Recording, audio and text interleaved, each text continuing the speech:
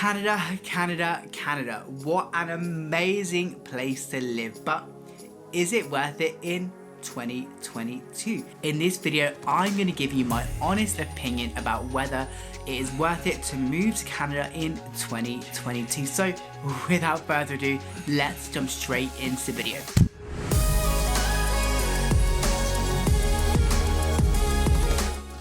First of all, I just want to say this video is not intended to put you off coming to Canada.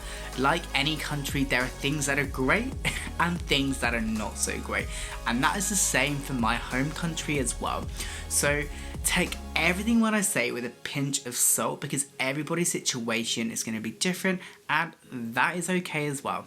So with that said, let's go into the first thing. Now, firstly, I think it's really important to mention that the government of Canada are hoping to welcome around 431,645 new permanent residents to Canada, which when you think about Saskatchewan, where I'm currently living, that is way more than the current population of Saskatoon. So that is a lot of people.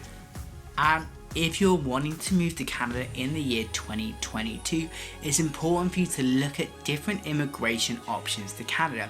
For example, you could move on an International Experience Canada visa, or there's other work permits and work visas you could apply for.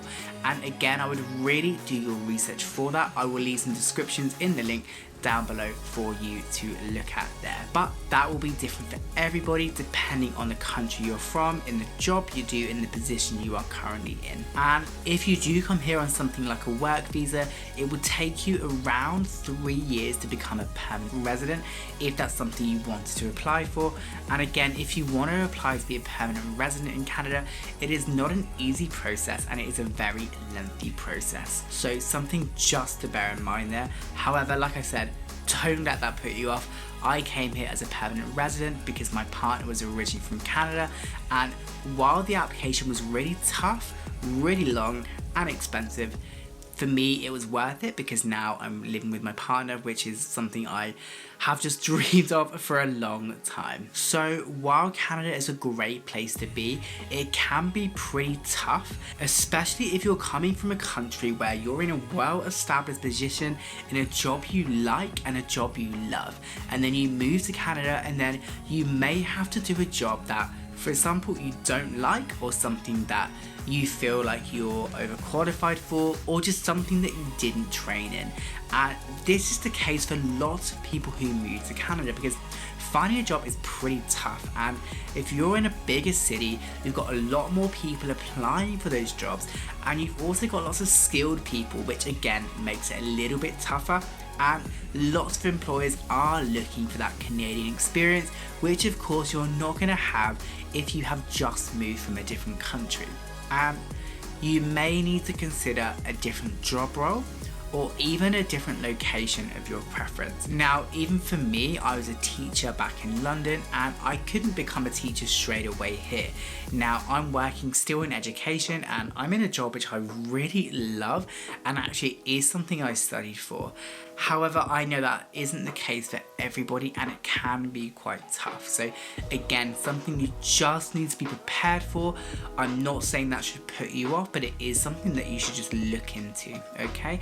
And even be prepared to move to a different city. For example, say you want to live in Toronto, but there aren't the jobs in Toronto, then why not move somewhere else where there are maybe more jobs available? A prime example is Saskatchewan, where I'm living, and again, I never would have thought I would have lived in Saskatchewan, but let me tell you something, I love it here. Now, while you may have a job, something you don't always think about is the cost of living, and let me tell you, the cost of living in Canada is pretty high depending on where you are, and in some cases you may even have to take a pay cut to come into a job in Canada, which means that the money you're initially earning you're not earning the same, and that could be a little bit of an adjustment there. This means actually living can sometimes be tough and can even be an adjustment for you. Some things here are just pretty expensive, and it's really important to consider that and factor that in when you're looking at moving to Canada.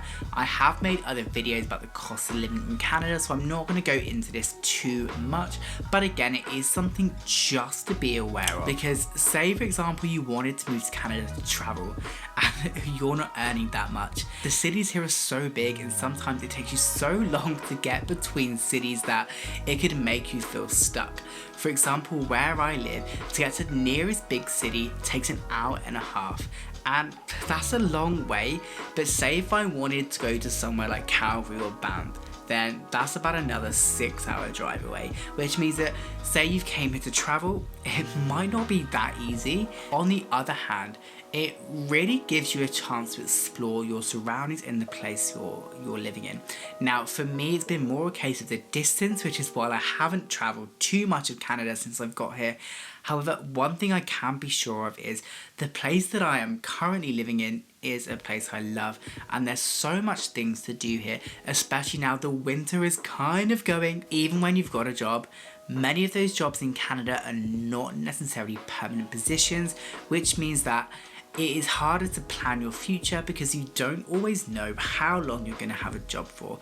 And while this isn't the case everywhere, there are lots of jobs which, for example, are only 6 to 12 months or a fixed term contracts, and this can be quite tough, especially if you're from a place where you have been in a permanent position and it's the first time that you haven't taken one of these positions, and that can be tough. But again, it is just something that is quite common even for Canadians as well, depending on the job you're doing and where you are living as well. Thinking about jobs and the cost of living as well, these are things that aren't necessarily specific to Canada. You will probably have the same issues if you're going to any other country. So while it sounds negative, try not to let it put you off too much, because let's say one thing, you are pretty damn brave if you are moving from one country to another, because it is tough. And I've got to say, if you are doing that, I just have so much respect for you,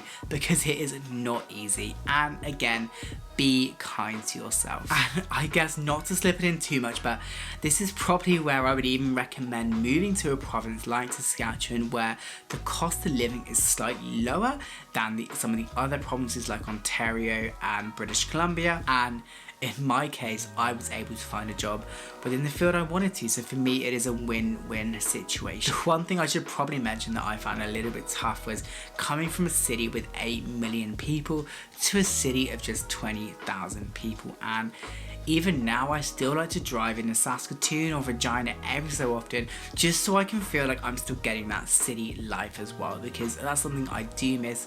But at the same time, I've adapted pretty well, and you actually learn to adapt pretty quickly, and that's something I didn't think I would do as well as I did. And if you are going to move to any city, just obvious things really, but I would recommend just saving some money before, just in case you don't have a job straight away, or if you do want to do those things like travel when you first move here. So if you can, have a bit of savings with you just to prepare for that. Thinking about my move as well, something I actually found quite difficult initially was the winter in Canada, and especially in Saskatchewan, where we get extreme cold weathers from -40, and even today of filming, April 11th, it is still snowing, which just sucks because you think it's spring and you want it to be summer, but no, it's still snowing. Now, I don't want to go into too much detail around this, but also on the other hand, don't let this put you off, because summer is coming